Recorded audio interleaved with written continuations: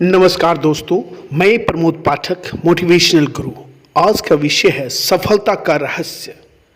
लोगों को सर्वश्रेष्ठ आप कैसे लोग पूरा बनाएं? 10-10 गेम जीत के लगभग आए हो। हर व्यक्ति ये तो होता किसी रहता न है। किसी स्थिति में लीडर बनकर प्रेरणा देता है। दूसरा ये भाई, जब हम किसी मित्र को वजन कम करने के लिए राजी करते हैं, अपने बच्चों को प्रेरणादायी भाषण देते हैं या आप लोग किसी पूरा बुरे फॉर्म 10-10 वाले खिलाड़ी गेम को जीत के आए प्रोत्साहित हो। करने की कोशिश ये करते तो हैं। होता रहता है। दोस्तों, लोगों को सर्वश्रेष्ठ कैसे दूसरा बनाएं? ये भाई, इसका जैसा मतलब है लोगों को देख रहा कि आगे बढ़ने में दूसरों की मदद करना जीवन की सबसे महान खुशी बन सकती है। सबको सफल लोगों की टीम तैयार करने का तरीका है लोगों को सर्वश्रेष्ठ बनाना। लक्ष्य पाने के लिए, जी हाँ दोस्तों, कुछ बनने के लिए केवल इतना ही काफी नहीं है कि आपकी इच्छा वैसी बनने की है। उसके लिए आपको अपनी समग्र शक्ति को एकत्र करके एक लक्ष्य पर केंद्रित करना होगा। यदि आप ऐसा नहीं कर पाते हैं तो असफलताओं के लिए आप स्वयं दोषी हैं। भाग्य या ईश्वर की ढाल के रूप में प्रयोग करने से बात और भी बिगड़ेगी। दोस्तों, मैं आपको बताना चाहता हूं कि गेटे ने कहा था, चाहे आप जो भी सपना देखें आप उसे साकार कर सकते हैं, बस उसे शुरू कर दें। बहादुरी में प्रतिभा, शक्ति और जादू होता है। दोस्तों, जेन कैनेडी एक ऐसे व्यक्ति थे जिन्होंने अपने मुंह के साथ अपने पैरों का भी प्रयोग किया था। जब हम इस तरह की आदमी बड़े सपने के बारे में बोलता है तो लोग सुनते हैं। बड़ा सोचने और बड़े सपने देखने की योग्यता का गुण कोई असामान्य गुण नहीं है। हम में से ज्यादातर नियमित रूप से ऐसा करते हैं। खास तौर पर बचपन में हम सपने देखते हैं। निस्संदेह यह भी एक कारण था कि ईसा मसीह हमेशा चाहते थे कि हम छोटे बच्चे की तरह बन जाएं, क्योंकि बच्चों में दिवा स्वप्न देखने की आदत होती है। उनका मस्तिष्क किसी पिक्चर स्क्रीन की तरह होता है जिस पर वे लगातार महान सफलताओं की तस्वीरें देखते हैं। ईसा मसीह ने बच्चों को जिस योग्यता की सराहना की है वह किसी बिजनेसमैन में भी उतनी ही प्रशंसनीय है। जैसे वॉल्ट डिज्नी, जो कुछ हद तक इसलिए सफल थे क्योंकि उन्होंने बच्चे की तरह सोचना कभी बंद नहीं किया। माइक वेंस बताते हैं कि डिज्नीलैंड पूरा होने के कुछ ही समय बाद किसी ने कहा, कितनी बुरी बात है कि वॉल्ट डिज्नी इसे देखने के लिए जिंदा नहीं रह पाए। वेंस ने पलटकर जवाब दिया, उन्होंने इसे देख लिया था बनाने से पहले सपने में, इसलिए यह यहाँ है। सच बात है, सर्वश्रेष्ठ लीडर्स और सबसे सशक्त प्रेरक वही होते हैं जिनमें भविष्य में घटने वाली महान चीजों के सपने देखने की लगभग अविश्वसनीय योग्यता होती है और वे सपनों को पूरे विस्तार से घटित होते हुए देखते हैं। अपने लक्ष्य की ओर बढ़ने से पहले इस बात को कभी न भूलें कि आप जिस दिशा की ओर मुंह किए हैं उधर ही आप जाएंगे। यदि आपका लक्ष्य उत्तर में है और आप दक्षिण की ओर बढ़ रहे हैं तो आप कभी भी अपने लक्ष्य तक नहीं पहुंच पाएंगे। आपका लक्ष्य आपके सामने होना चाहिए। आपके हमारे इर्द गिर्द बिखरे लोगों में 70% लोग इसी कारण दरिद्रता, गरीबी और असहायपूर्ण जीवन व्यतीत कर रहे हैं कि उनका लक्ष्य कुछ था और वे बढ़ विपरीत दिशा में रहे थे। अपनी इस असफलता को वे लोग बड़े ही जानदार तर्क देकर छिपाते हैं, दोष दूसरों को देते हैं।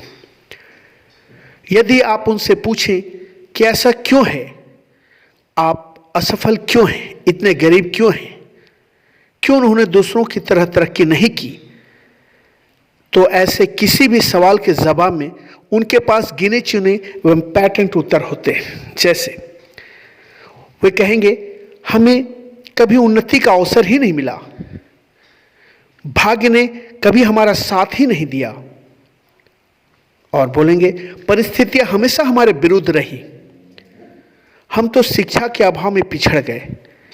ऐसे ही या इससे मिलते जुलते बहाने बनाकर वे अपने आप को बेचारा, अभागा या बदनसीब सिद्ध करने की चेष्टा करते हैं। ऐसा होता भी है, उनकी व्यथा कथा सुनने वाले उन्हें वैसा ही संबोधन देने लगते हैं, यह बेचारा है, यह जीवन में सफल नहीं हो पाया, भाग्य ने इसका साथ नहीं दिया।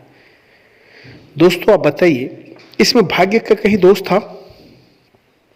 यदि आप खुद ही कुछ नहीं करना चाहेंगे तो भाग्य आपका क्या साथ देगा? ऐसा होता भी है।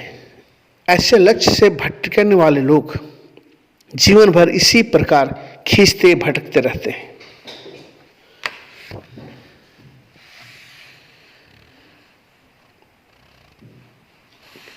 देखिए, अपने जीवन में संघर्ष को अपना मौज बना लीजिए, तभी आप जीवन में सफल हो सकते हैं।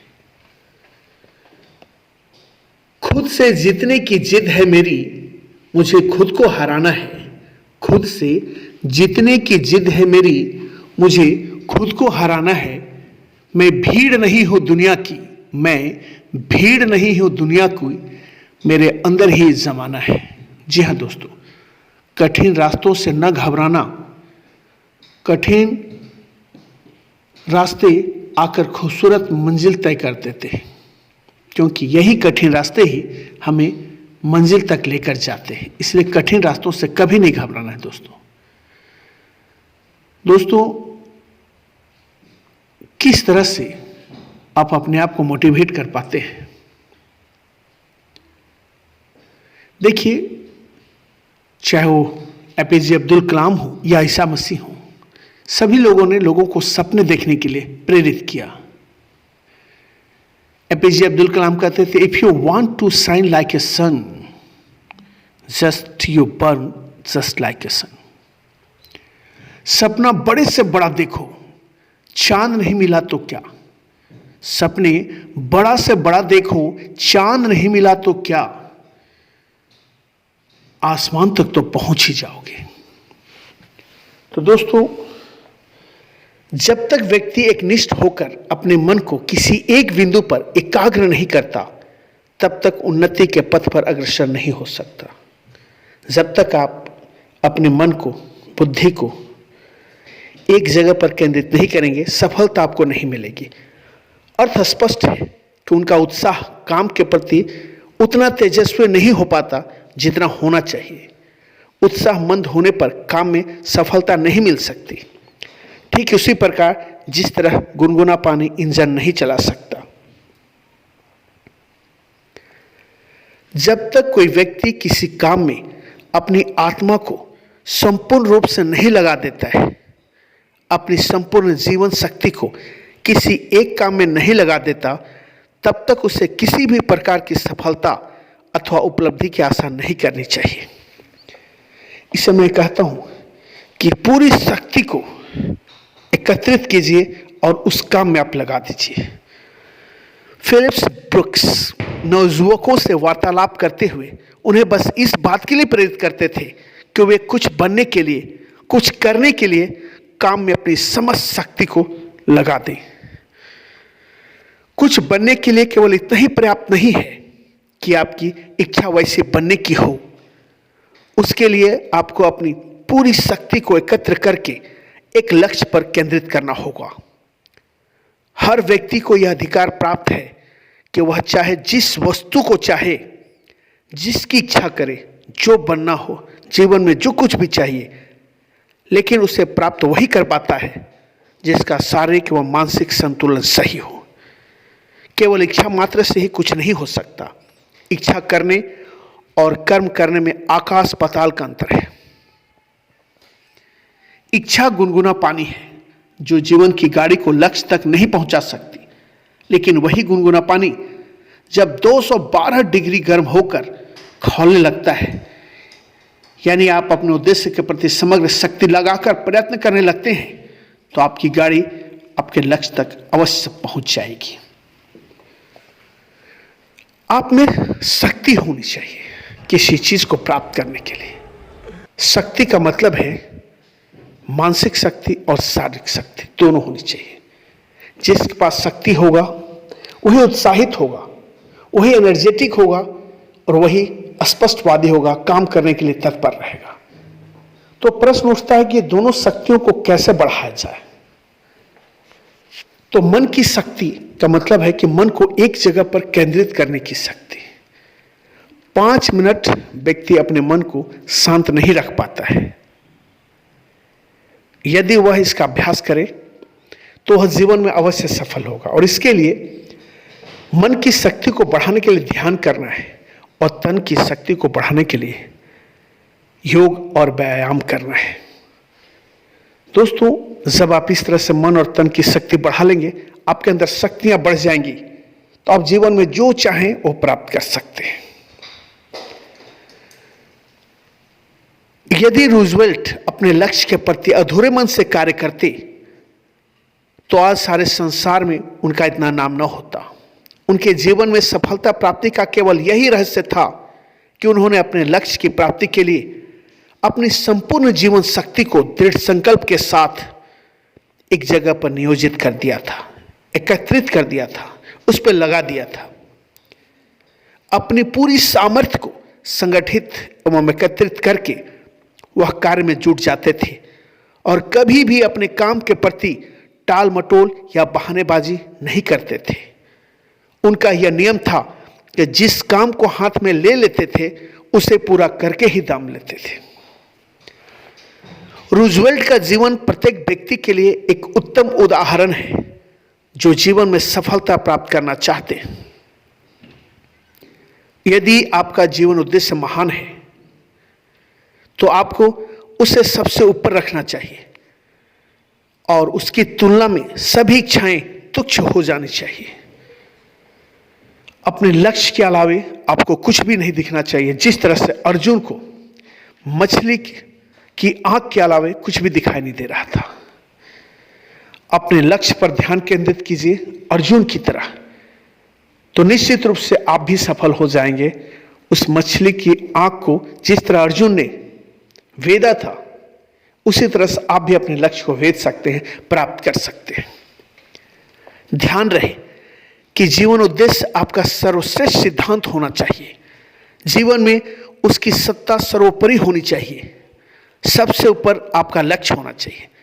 ऐसा होने पर ही आपकी शक्ति बढ़ सकेगी और जिसका परिणाम होगा आपके जीवन की गाड़ी आगे बढ़ती जाएगी। जो भी व्यक्ति अपने जीवन को उद्देश्य को निश्चित कर लेता है, एक लक्ष्य निर्धारित कर लेता है, उसके लिए सदा उत्साहित बना रहता है, एनर्जेटिक रहता है। उसमें एक ऐसी शक्ति पैदा हो जाती है जिसे हम रचनात्मक, क्रियात्मक अथवा निर्माणात्मक सृजन कह सकते हैं। ऐसा कर्मठ व्यक्ति ही स्पष्टता बन सकता है, लक्ष्य को प्राप्त कर सकता है और जीवन में सफल हो सकता है। दोस्तों, लक्ष्य के बिना कुछ भी नहीं। लक्ष्य के बिना कोई भी व्यक्ति मौलिक अथवा रचनात्मक कर्ता नहीं बन सकता है। और जब तक व्यक्ति एकनिष्ठ होकर अपने मन को किसी एक ही बिंदु पर एकाग्र नहीं करता, तब तक उन्नति के पथ पर अग्रसर नहीं हो सकता, नहीं अपने जीवन उद्देश्य को वह प्राप्त कर सकता है। अपने लक्ष्य को प्राप्त करने के लिए आपको अपने लक्ष्य के अलावा कुछ भी दिखाई देना नहीं चाहिए। दोस्तों, आप जानते हैं इंग्लिश में कहावत है, set your target and hit your target. लक्ष्य बनाओ और उसे भेद डालो। व्यक्ति को चाहिए कि वह अपने काम धंधे को ठीक वैसा ही देखे जैसे एक कलाकार अपनी सबसे अच्छी कला को देखता है। अपनी सर्वोत्तम कृति को अपनी ही प्रतिमूर्ति समझता है और उसके विषय में बातचीत करके स्वयं को गौरवान्वित अनुभव करता है। जितनी संतुष्टि उसे इस बात से होती है कि अपनी कला के बारे में बात करे, उतनी अन्य किसी बात से नहीं होती। परंतु दुख की बात है कि अनेक लोगों को अपने पेशे में तनिक भी रुचि नहीं होती और उन्हें बड़ी सरलता से उस धंधे से अलग किया जा सकता है।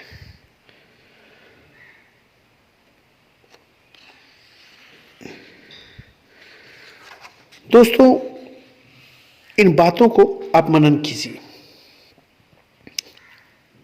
क्या आपका लक्ष्य निर्धारित है? क्या आपका मुंह उसी दिशा में है जिस ओर आपका लक्ष्य है? कहीं आप अब तक अपनी असफलता के लिए ईश्वर, भाग्य या परिस्थितियों को दोषी तो नहीं ठहराते? क्या आपका लक्ष्य स्पष्ट है? और क्या आपके मन व बुद्धि आपके नियंत्रण में है? कहीं आप आदतों के दास तो नहीं? क्या आपकी नजर आपके लक्ष्य पर है? आपकी ऊर्जा आपके लक्ष्य प्राप्ति के लिए पर्याप्त है? कहीं ऐसा तो नहीं कि जितना ऊंचा आपका लक्ष्य है उतनी ऊर्जा नहीं आप एकत्रित कर पा रहे हो और असफल हो रहे हो?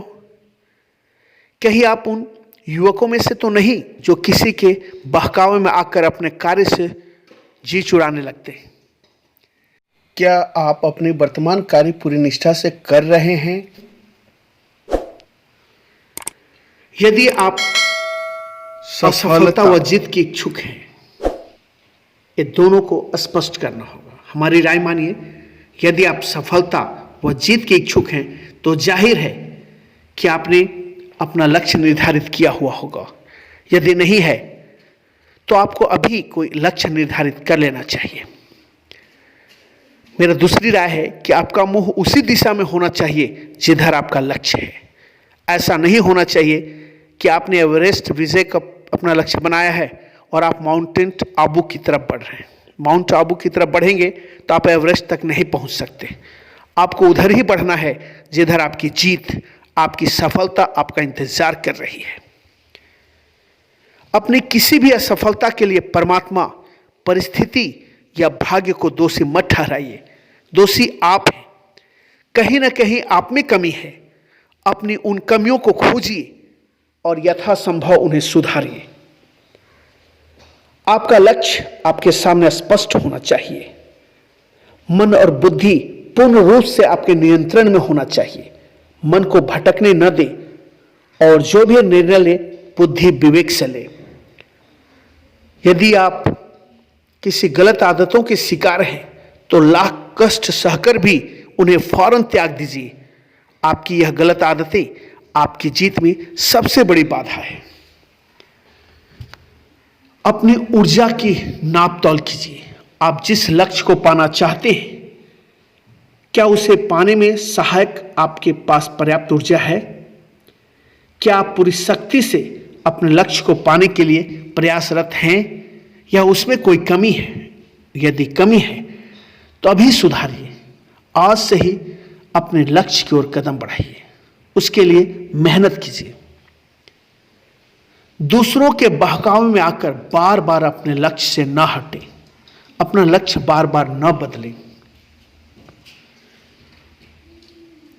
अपने कार्य से प्यार करें या फिर जिस चीज से प्यार करते हैं उस काम को करना शुरू कर दें। अपने कर्म की पूजा करें, उससे मन न हटाएं और न ही अपने कार्य को दूसरों से तुच्छ समझें।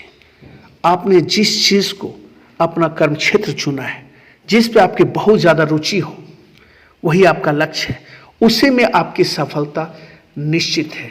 तभी आप सफल हो सकते हैं। आपके पास वर्तमान में जो भी काम है और जिसे एक समय आपने पूरे मन से अपनाया था, उसे उसी निष्ठा से करते रहे। सफलता आपकी कदम अवश्य चूमेगी। यह विश्वास रखें कि आप उस काम में अवश्य सफल होंगे। उसके लिए उस क्षेत्र के सफल लोगों से मिलिए, उनका इंटरव्यू पढ़िए। अपने क्षेत्र के विषय में ज़्यादा से ज़्यादा जानकारी इकट्ठा कीजिए। अपने क्षेत्र का आप मास्टर बनिए। उस क्षेत्र की छोटी से छोटी चीज़ों पर ध्यान दीजिए और तभी आप सफल हो सकते हैं, क्योंकि लक्ष्य के बिना आप कुछ नहीं कर सकते। दोस्तों, आलोचना करने के लिए लोगों को छोड़ दीजिए। उनका काम है कुछ ना कुछ कहना।